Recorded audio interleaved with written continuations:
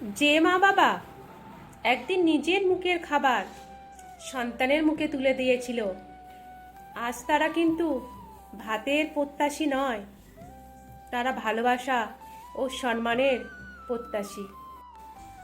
শৈশবে যখন পৃথিবীটা অচেনা ছিল, তখন মা বাবার হাতটাই ছিল বড় ভরসা। এখন সেই হাত দুটোই থরথর করে কাঁপে। ছেলে মেয়েদের উচিত নয় কি তাদের হাত দুটো শক্ত করে ধরা? এটা মনে রাখবেন, সন্তানরা কিন্তু যা দেখে তাই শেখে। আপনি আপনার বাবা মার সঙ্গে যেমন ব্যবহার করবেন, তেমনই কিন্তু আপনার সন্তানরাও করবে।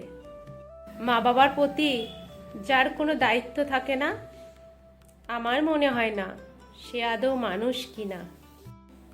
সময়ও চলে যায়, মা বাবাও চলে যায়, তাদের স্মৃতিতে সাধ্য শান্তি করে নানান দামি দামি ভালো ভালো খাবার খাওয়ানো হয়। সেটা না করে মা বাবা যখন বেঁচে আছে তাদের একটু ভালোবাসুন, যত্ন করুন, আর তাদের ভালো একটু কিছু খাবার মুখে তুলে দিন।